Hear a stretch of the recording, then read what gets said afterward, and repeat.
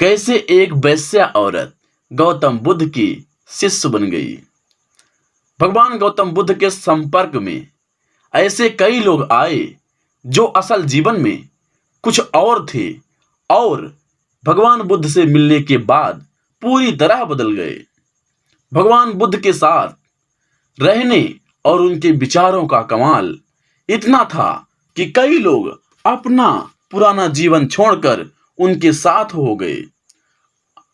यह घटना है एक आम्रपाली नाम की लड़की की, जो बहुत ही सुंदर थी। आम्रपाली के माता पिता का तो पता नहीं है, लेकिन उसको जिन्होंने पाला था उन्होंने उसको आम के पेड़ के नीचे पाया था, इसलिए उसका नाम उन्होंने आम्रपाली रख दिया। आम्रपाली इतनी खूबसूरत थी कि उन्हें देखने के बाद कोई भी अपनी आंखें उस पर से हटा नहीं पाता था।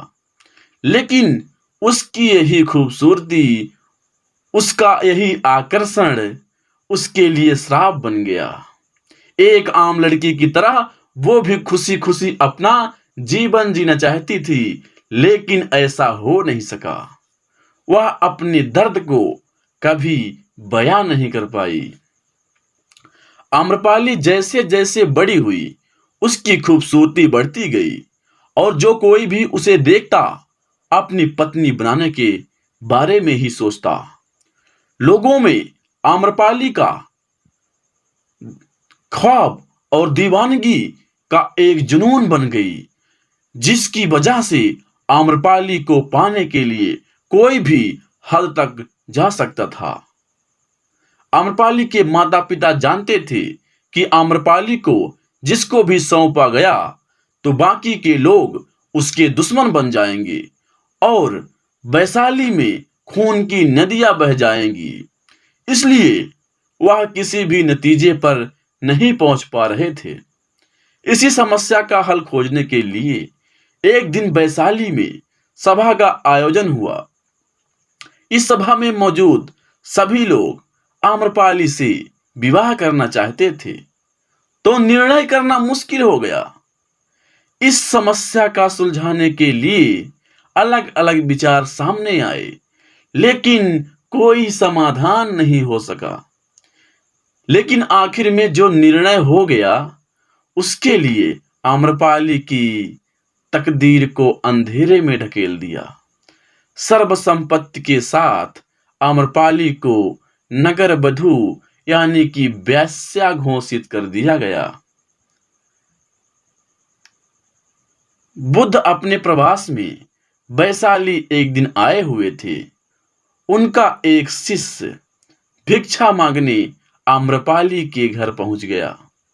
आम्रपाली उसे देखते ही उसके प्रेम में पड़ गई। आम्रपाली ने उनसे कहा कि वर्षा काल में आप हमारे महल में रह सकते हैं। आम्रपाली को भी उसको भिक्षुक से, बुद्ध के शिष्य से प्रेम हो गया और मन ही मन में बहुत प्रेम करने लगी। इसलिए उसको अपने घर में रोकने के लिए प्रतीक्षा करने लगी और रोकने के लिए आग्रह करने लगी कि आप हमारे यहाँ रुक जाइए। लेकिन गौतम बुद्ध के शिष्य ने कहा कि वो बिना बुद्ध की आज्ञा के कहीं नहीं रुक सकता। आम्रपाली के निवेदन से उसने कहा कि वह बुद्ध से पूछकर आएगा और जवाब देगा। बुद्ध ने उसे आज्ञा भी दे दी, क्योंकि उन्हें अपने धर्म, अपने शिक्षा पर पूरा विश्वास था। 4 महीने तक आम्रपाली उस भिक्षुक को आकर्षित करने की कोशिश करती रही, मगर उसका कोई प्रभाव गौतम बुद्ध के शिष्य पर नहीं पड़ा, क्योंकि वह गौतम बुद्ध का शिष्य था। आम्रपाली तो बहुत प्रेम करती थी, अपने जाल में फंसाना चाहती थी, अपने साथ रासलीला मचाना चाहती थी, लेकिन गौतम बुद्ध का शिष्य बिल्कुल उसकी ओर ध्यान नहीं दिया, इग्नोर करता रहा।